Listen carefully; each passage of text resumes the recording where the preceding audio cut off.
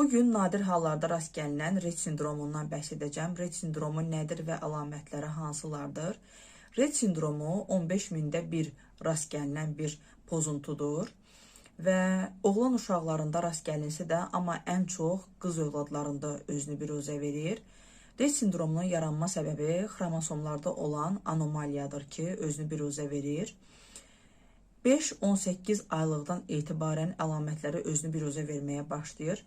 Praktikamda da rast gəlmişəm ki, valideynlər müayinə üçün müraciət etdiklərində qeyd edirlər ki, uşağın inkişafı 5 ayına qədər, 6 ayına qədər normal gedirdi, ancaq birdən-birə uşağın inkişafında geriləmə özünü biruzə verdir.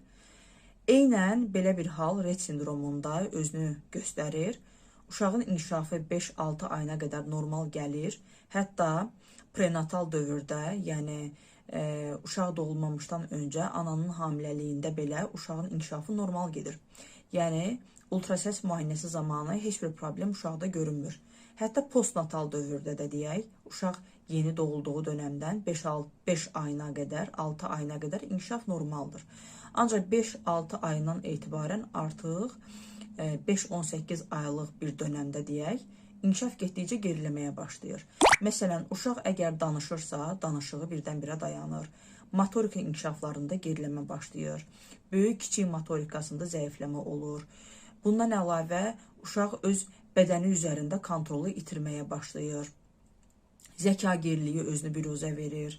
Və belə əlamətlərlə artıq uşağın inkişafında geriləmə başlayır və qeyd etdiyim kimi autizmlə və serebral ifliclə ən çox qarışdırılır, ancaq ki, tam fərqli bir diaqnozdur.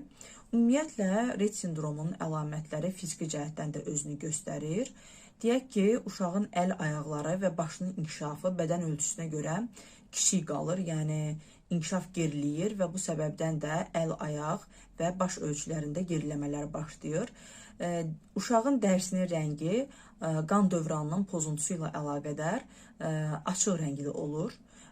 Bu səbəbdən də açıq dərili olur onların dəri rəngləri.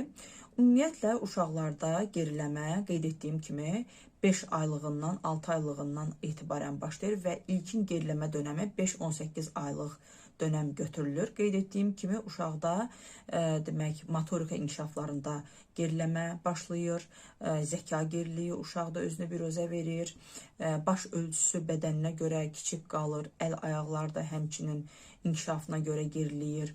Əl takıntıları başlayır uşaqlarda. Bundan əlavə, əgər uşaq danışırsa, səslər çıxardırsa, danışıq dayanır.